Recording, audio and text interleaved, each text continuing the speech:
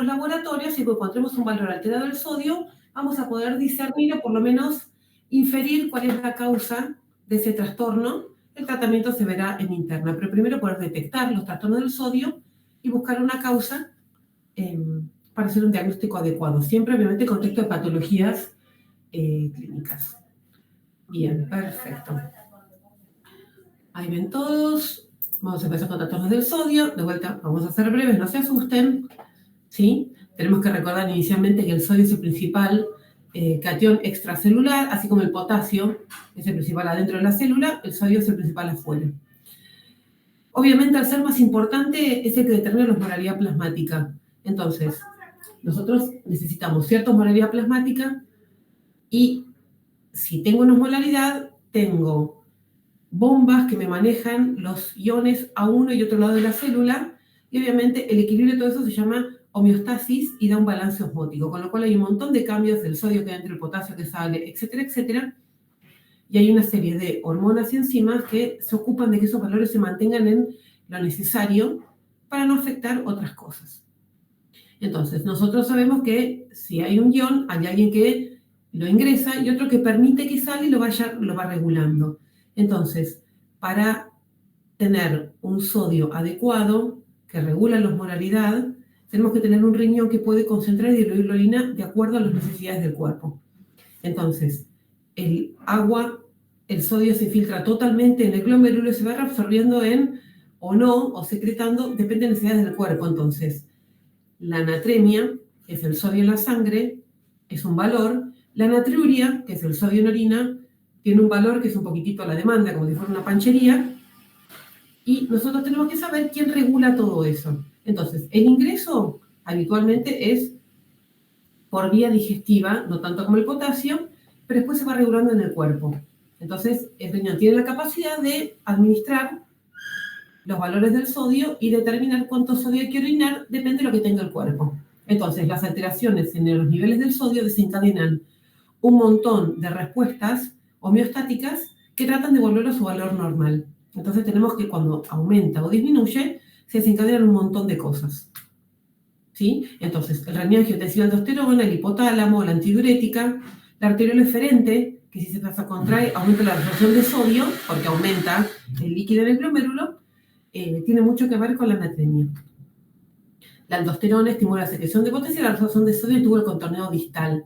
Y la hormona antidiurética prevé la reabsorción de agua en el túbulo colector, con lo cual hay un montón de hormonas que me ayudan a mantener este equilibrio del sodio. Entonces, estas fórmulas sepan que existen y obviamente nosotros calculamos, cuando un paciente tiene trastorno del sodio, calculamos la osmolaridad. Y como van a ver, va a depender de la natremia. La natremia determina la osmolaridad plasmática. Y la osmolaridad urinaria tiene que ver con valores urinarios. Esta fórmula, solamente para que sepan, me habla de los líquidos del cuerpo. Si yo tengo el sodio como el mayor determinante de la osmolaridad plasmática, si el paciente está deshidratado o sobrehidratado, va a tener que ver con los líquidos corporales. Yo puedo ver al paciente edematizado o muy depresionado de volumen, pero hay valores un poco más finos para saber si el paciente le está sobrando líquido o le está faltando agua. Y una es la excreción fraccional de urea. También para saber si el paciente tiene mucho líquido en el cuerpo, tenemos que saber que en realidad somos una parte importante de agua, un poco más de la mitad del peso corporal en el hombre, 50% en la mujer. ¿Por qué? Porque eso me va a determinar, ¿sí?, el balance del sodio. Si el paciente está depresionado de volumen, posiblemente el sodio baje o no. Eso va a depender un poco del agua corporal total. Entonces, el peso del cuerpo, 60% del hombre es agua, la mitad en la mujer. Entonces, la hiponatremia, como defino, es sodio por debajo de 135, ¿sí? No es significativa que está por debajo de 130. Entonces, si el paciente tiene 131 de sodio, no es que es una desgracia atómica. Es muy frecuente en los pacientes hospitalizados, es multifactorial, ¿sí? En los pacientes críticos aumenta un poco más, perdón. ¿Qué pasa, Ceci?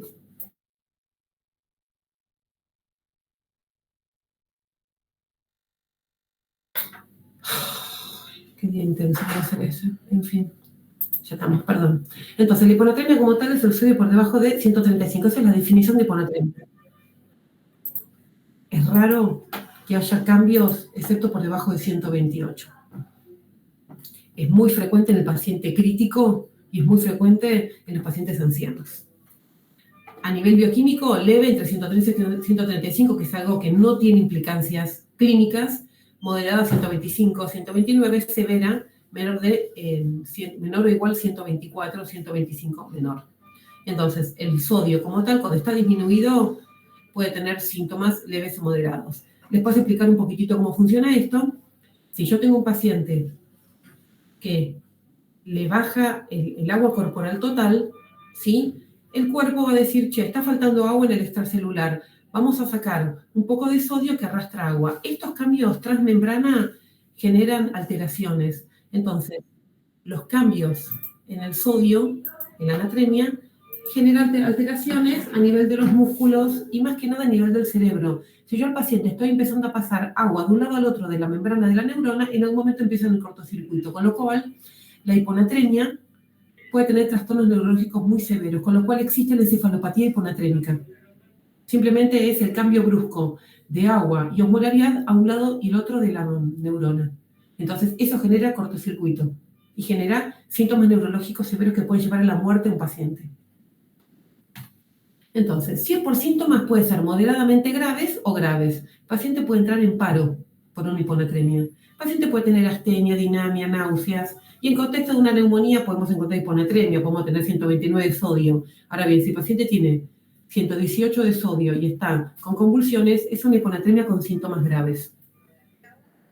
¿Sí? Y tiene que ver también el tiempo que el cuerpo se acostumbra. Yo, por ejemplo, puedo ser un paciente con acítico edematoso, que vivo edematizada, alcohólica es un ejemplo, no lo tome como algo real, y habitualmente por los trastornos de la aldosterona y la anasarca que presento, voy a estar con algo de hiponatremia, pero puedo llevar años así. El tema que mi cuerpo se acostumbró a ese sodio bajito. El tema es cuando el paciente tiene 140 un día de sodio y tiene 125 al otro lado. Sus neuronas no se acostumbraron a esos cambios de la osmolaridad tan bruscos. Entonces la hiponatremia, cuando es aguda, es más severa. El cuerpo no hizo ningún tipo de trastorno acomodaticio para poder tolerarla. Entonces la hiponatremia aguda es muy severa. En los pacientes internados sin terapia intensiva es algo muy frecuente de ver. Entonces, causas de hiponatremia aguda, un periodo postoperatorio, ¿sí? Que el paciente puede estar bastante sobrehidratado, pasarnos un poquitito de la hidratación. Resección de próstata, que hay una resección transuteral que genera que el paciente pierda cualquier cantidad de líquido. Polidipsia, si el paciente toma 10 litros de líquido por día, hipotónico, en el momento va a desarrollar hiponatremia. ¿Sí? El ejercicio por depresión de volumen, que pierde agua y sale el paciente.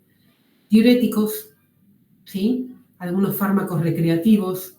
Preparación para la colonoscopia, que el paciente toma 4 litros de un laxante, con lo cual se tiene que agarrar de la baranda del baño porque se va, algunos quimioterápicos, la oxitocina con su efecto de la hormona antidiurética, y de todo lo que es la desmopresina y los que son fármacos que son antidiuréticos simil. Recuerden que muchos de estos se utilizan para pruebas endocrinológicas y la terliprosina puntualmente se utiliza para las varices esofágicas como vasoconstrictor. Entonces puedo encontrar una hiponatremia aguda en contexto de esto. Entonces, una cosa es la verdadera hiponatremia, otra cosa es la pseudohiponatremia. Si la osmolaridad depende del sodio, si hay hiponatremia, la osmolaridad debe estar disminuida. La pseudohiponatremia es cuando hay otra sustancia en el cuerpo que es más osmóticamente activa que el sodio. Por ejemplo, un estado de hiperglucemia como una cetoacidosis diabética, ¿sí? O una dislipemia, una hipertriglicemia muy marcada, o un paciente con un mieloma múltiple que tiene cualquier cantidad de disproteínas. Entonces, eso puede aumentar la osmolaridad y el sodio se pone humilde y se retira. Entonces, se llama pseudohiponatremia.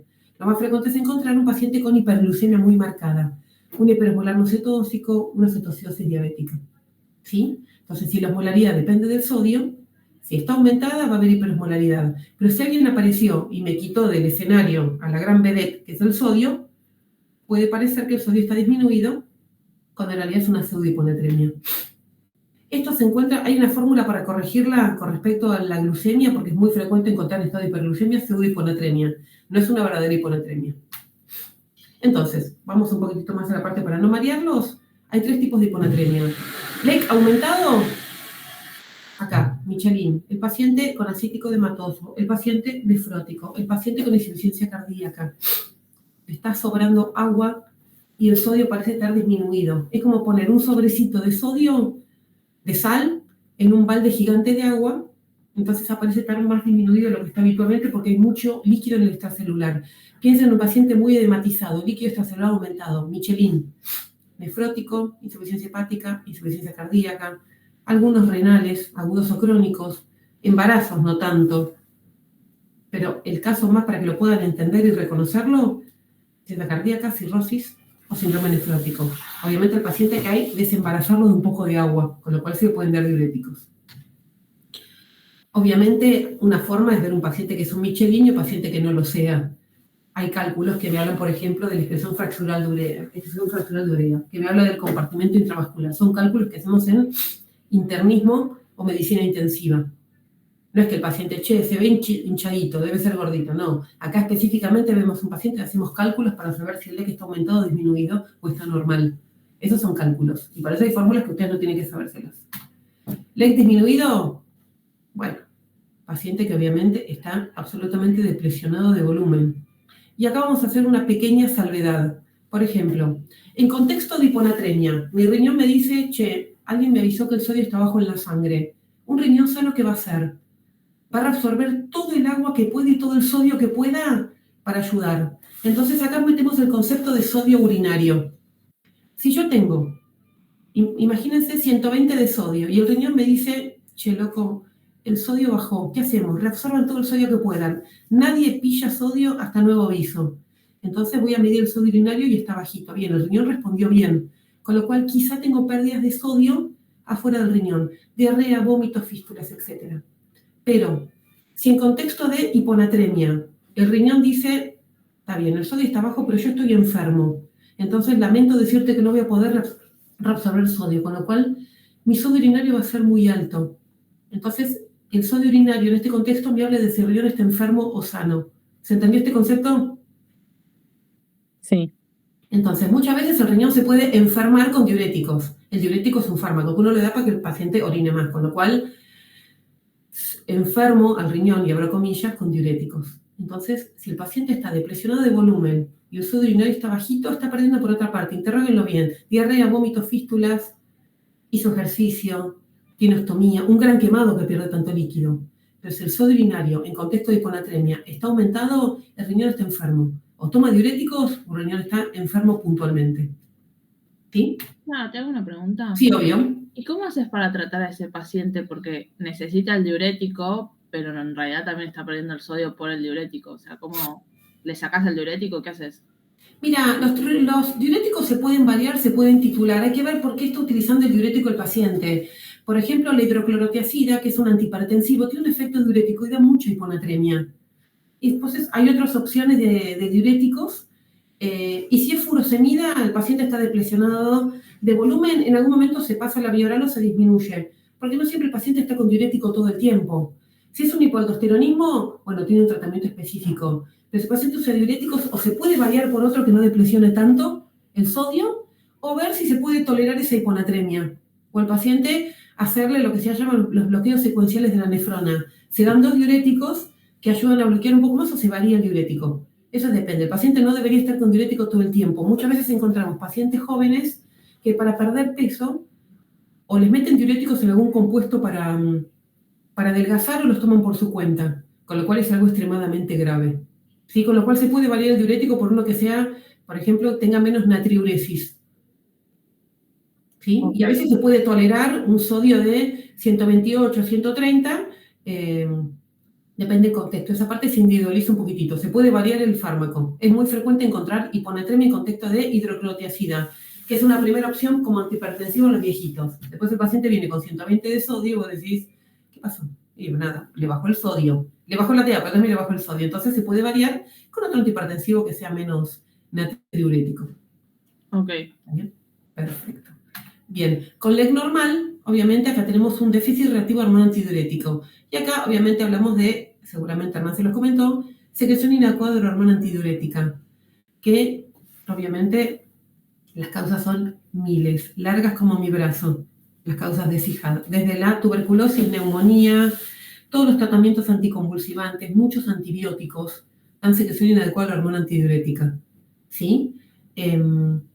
Por ejemplo, tengo un déficit relativo de hormona antidiurética, entonces el riñón perdió un poco la capacidad de concentrar y diluir la orina, entonces eso lo veo en la osmolalidad urinaria.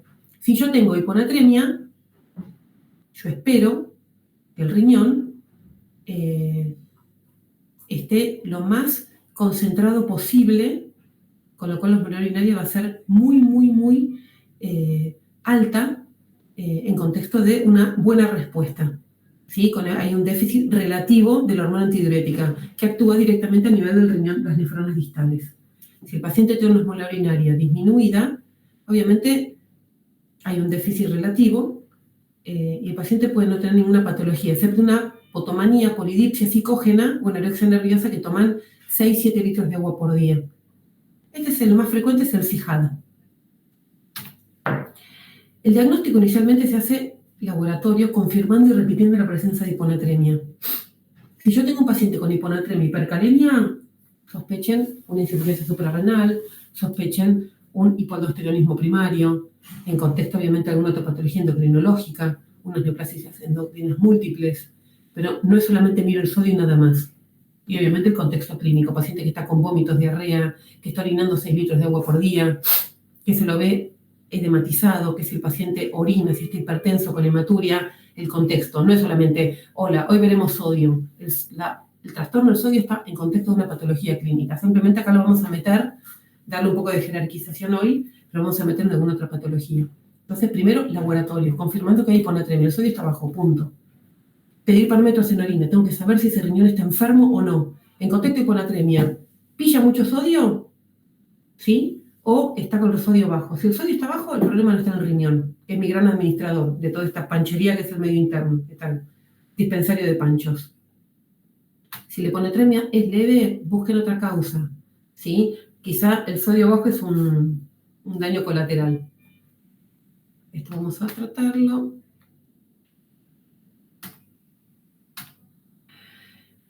Bien, esto vamos a quitárselo, hablar brevemente de lo que pasa cuando uno repone bruscamente el sodio.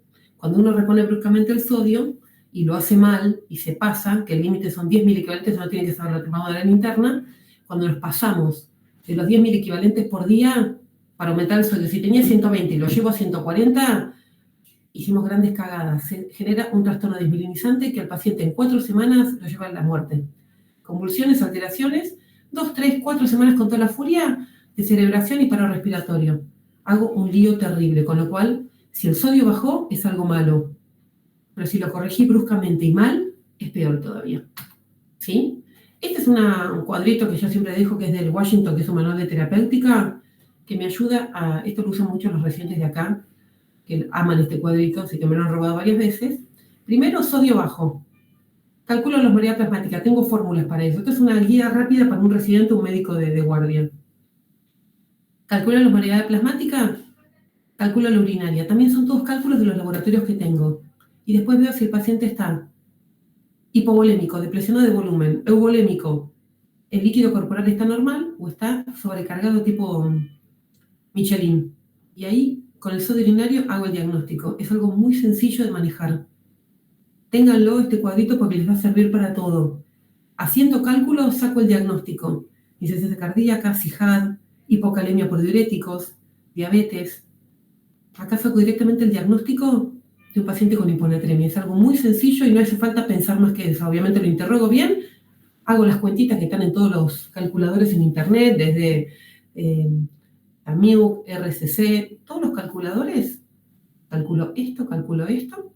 Evalúo hemodinámicamente al paciente, bombucha normal, seco.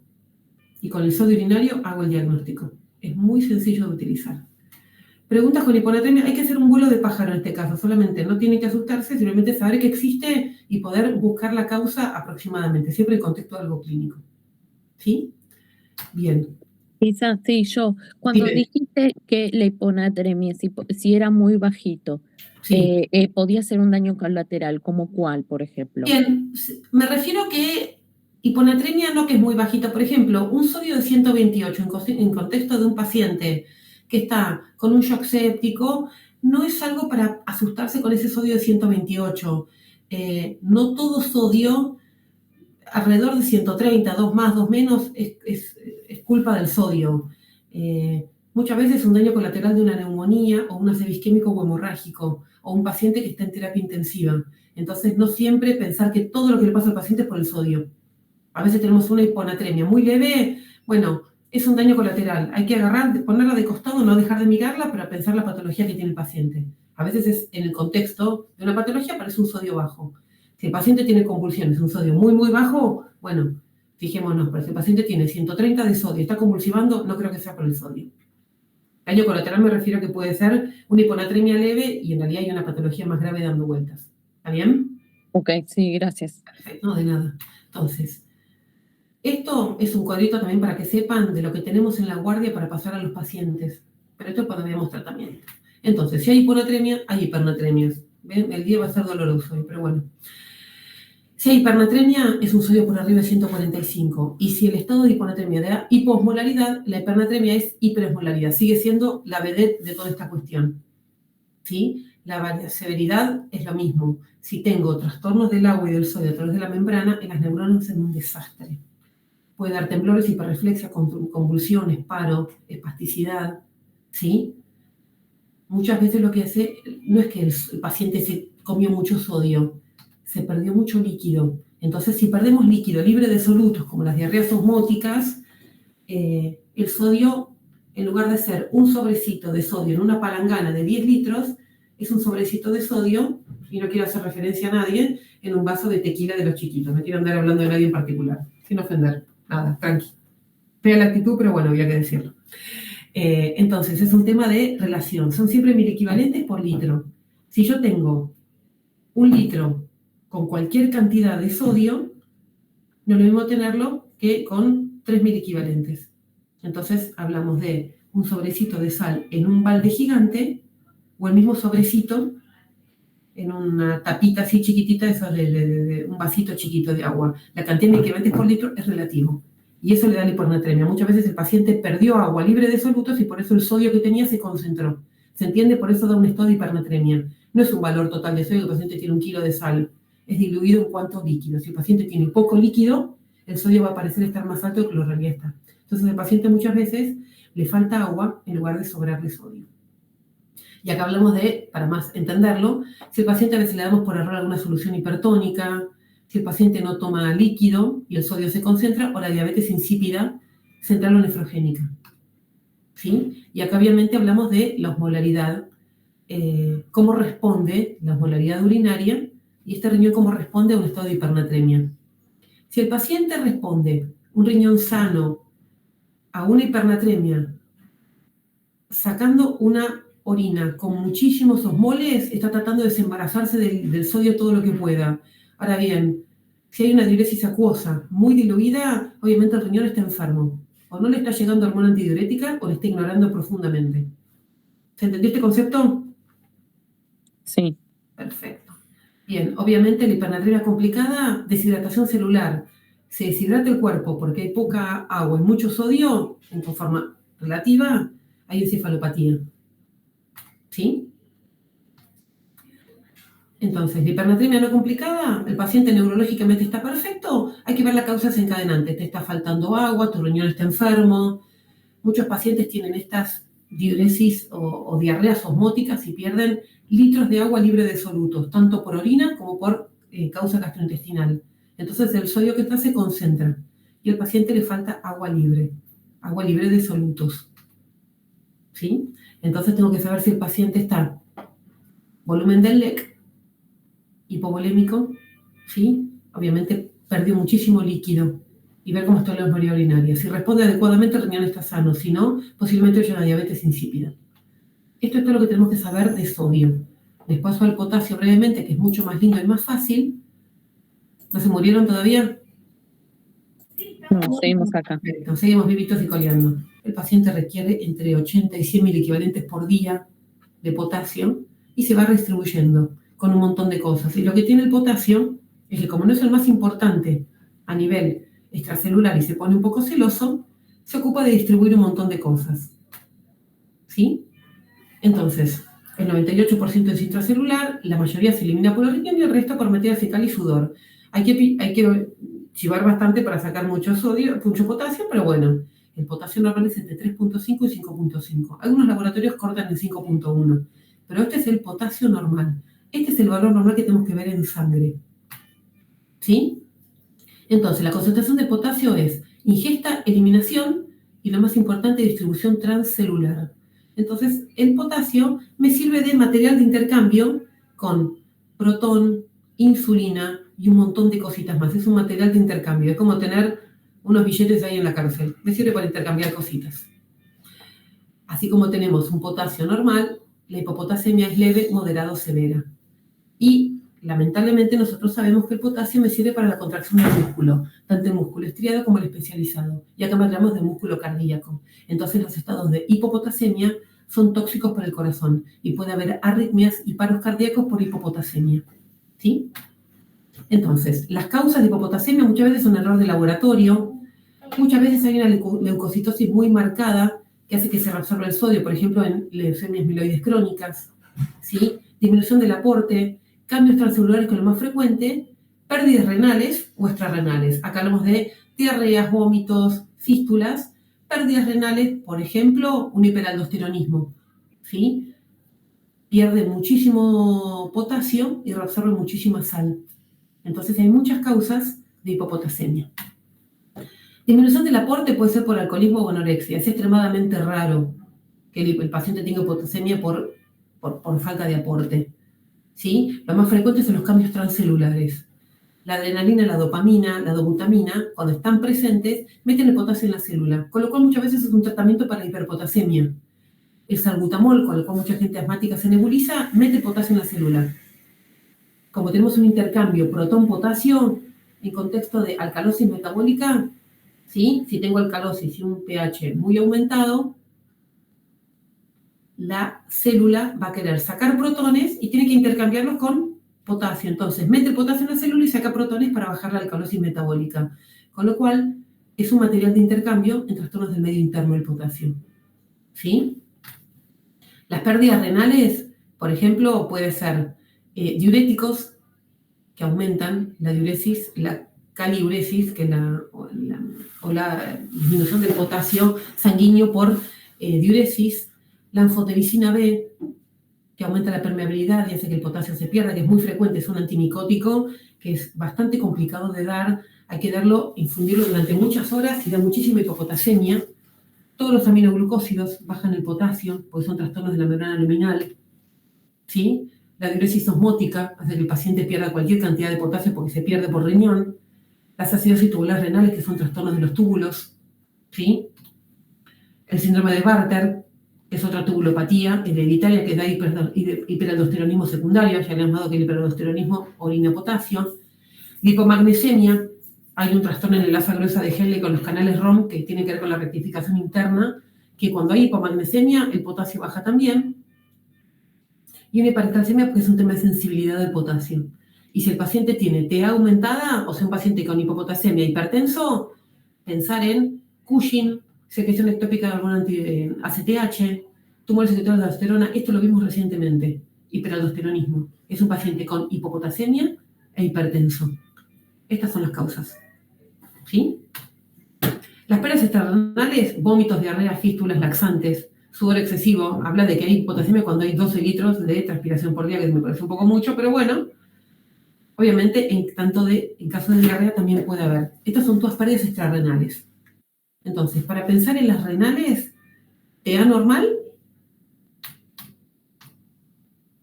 diuréticos, fármacos, que es muy frecuente de encontrar, y con TA aumentada, todo lo que vimos la semana pasada en endocrinología. Paciente hipertenso con hipopotasemia. La aldosterona obviamente está aumentada. Y el efecto mineralocorticoide, por ejemplo, del cortisol en el Cushing, que es débil pero tiene un efecto. O una CTH aumentada. O una aldosterona exógena. ¿Sí? Entonces, manifestaciones clínicas musculares. El paciente puede tener hilo paralítico, que ya lo habíamos visto como una causa, constipación, vómitos, mialgias, calambres, debilidad. A nivel cardíaco es dramático. Esto es lo que pasa en contexto de hipopotasemia. Baja la onda T, se deprime el segmento ST y el paciente puede tener arritmias y hacer un paro cardíaco. ¿Sí? Entonces, a nivel cardiovascular, la hipopotasemia es gravísima. Es raro que aparezcan trastornos cardiovasculares hasta por debajo de 2.8 de potasio. Si el paciente tiene 3.2, una hipopotasemia leve no afecta el corazón.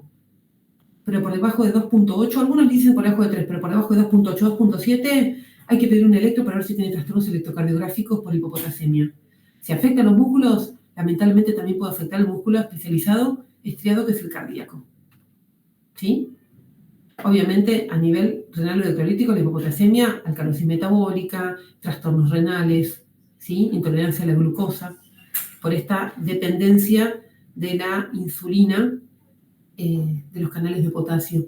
Entonces, puede haber un trastorno de intolerancia a los hidratos de carbono y algo de hiperglucemia en contexto de hipopotasemia. El diagnóstico se hace. Primer error de laboratorio. Ver primero si el paciente está perdiendo extrarrenal, si el paciente está vomitando, y con diarrea creo que es bastante sencillo de ver. Y segundo, ver que no sea algo espurio. Obviamente, acá es importante saber cómo está respondiendo el riñón y esa hipopotasemia. En contexto de un riñón sano, debería tener ¿qué? Por ejemplo,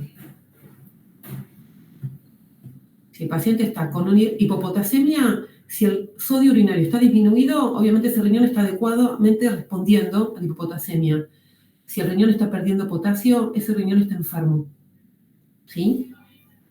Después te algo que se llama el gradiente transtubular de potasio, que no se lo voy a explicar, no se preocupen, lo vamos a ver en interna. Pero cuando tenemos un trastorno del medio interno, tanto del sodio como del potasio, bien, el sodio o el potasio está bajo. ¿Cómo responde el riñón? Si responde adecuadamente, va a reabsorber todo ese ion todo lo que pueda. Pero si lo está orinando, el riñón también está enfermo. Esa es una buena forma de saber si el riñón está sano o no. Vamos a pasarlo. Preguntas con hipopotasemia. Yo sé que el tema es feo, pero el sodio es más feo. No, está bien. No, vamos bien. Pero tenemos que tener una noción, es decir, vamos a ver con un poquitito más de detalle. Entonces, la hipopotasemia es por arriba de 5.5, también leve, moderada, severa. No es tan raro encontrar un paciente que se pierde 1 o 2 sesiones de diálisis con hiperpotasemia severa. Lo más alto que vi fue 9.1 de potasio. El paciente estaba en paro, así que imagínense lo grave que puede ser la hiperpotasemia. De hecho, es una causa, tanto la hiper como la hipopotasemia, causa reversible de paro. La etiología puede ser un error de laboratorio. Si yo saco sangre y la dejo a una temperatura no adecuada, hay lisis de las células y se libera el potasio intracelular, que yo sé que es mucho más alto. La leucocitosis y la trombocitosis rompen células también. Y obviamente la redistribución. Si tengo alcalosis metabólica con hipopotasemia, la acidosis metabólica me da hiperpotasemia. Trata de meter el protón que está aumentado dentro de la célula y saca potasio para poder hacer un gradiente transmembrana adecuada. ¿Sí? Grandes quemados, hipercatabolismo, lisis tumoral. Hay algo que se llama la parálisis periódica hipopotasémica, que es un trastorno hereditario que está asociado al hipertiroidismo o al hipotiroidismo. Los pacientes viven con hiper o hipopotasemia, depende si es parálisis periódica, hiper o hipopotasémica. Son trastornos familiares, con lo cual, si la familia uno lo tiene, todos van a tener parálisis periódica. Tienen cada tanto hipopotasemia y paraparesia. Pero como lo tiene toda la familia, lo toleran, de hecho deben hacer bastantes chistes al respecto. Pero primero diagnosticar realmente que el paciente tenga un trastorno del potasio, que esté aumentado. Y obviamente, como yo sé, así como la hipopotasemia, yo sé que puede haber alcalosis metabólica, siempre hay que meter un estado ácido-base para saber si hay un trastorno medio interno. Y en hipopotasemia, saber que el magnesio me puede arrastrar el potasio para abajo. En este caso no. Si hay hiperpotasemia, el magnesio no tiene nada que ver, pero sí un estado ácido-base. ¿Sí? Y en un paciente oncológico, ver que no tenga un síndrome de lisis tumoral por una masa tumoral muy grande, o rabdomiólisis de alguna causa. Entonces, si tengo hiperpotasemia en el laboratorio, primero lo repito. Segundo, le tomo la muestra de manera a evitar que haya algo de lisis. Y segundo, un estado ácido-base. Siempre tiene que ir de la mano. Y obviamente un laboratorio con función renal, etc. Una de las causas puede ser un exceso del aporte exógeno, que es muy raro. Que el paciente use suplementos de potasio, tanto para una hiperpotasemia, es raro. La sal potásica también. Hay algunos antibióticos de los beta-lactámicos que son potásicos. O que le corregí inadecuadamente el potasio y me pasé. ¿Sí? Pero el aporte exógeno es bastante raro. Lo más frecuente es que el paciente aumente el potasio por falla renal o por redistribución transmembrana. Obviamente, si el paciente está orinando poco sodio o tiene falla renal, pensar en insuficiencia renal aguda o crónica, insuficiencia suprarrenal, recuerden que daba hiponatremia y hiperpotasemia. Si la hipopotasemia era por hiperaldosteronismo, la hiperpotasemia es por hipoaldosteronismo.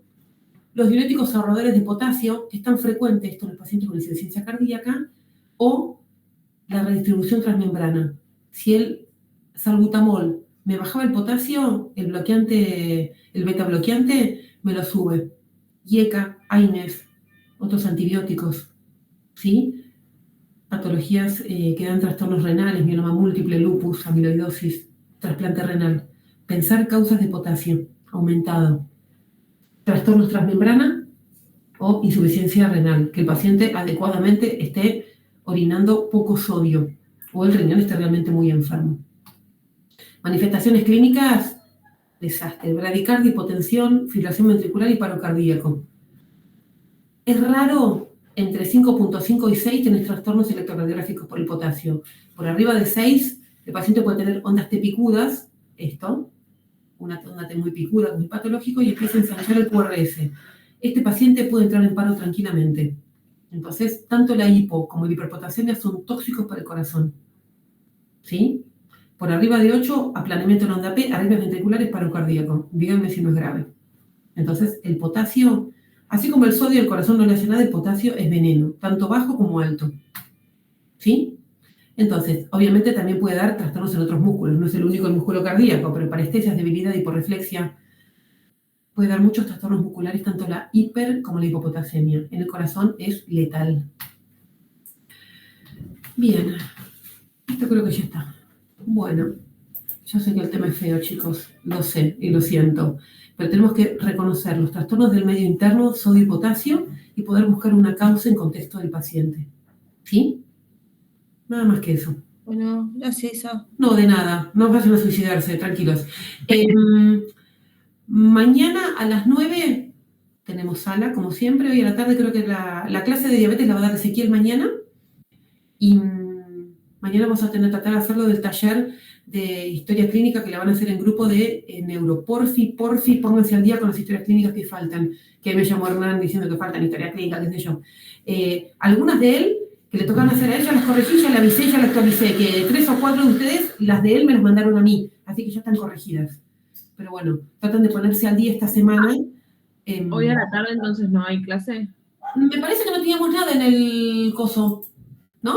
No. La clase que falta es de diabetes el La primero. de Ezequiel mañana, el miércoles a la mañana, damos lo de equilibrio ácido base, también algo tranqui, somero, y ya terminamos con endocrino. ¿Estamos? Ok. Perfecto. No, sí. Hasta mañana, chiquis. Chao. Que te sea leve, Isa. Besos para todos. Gracias.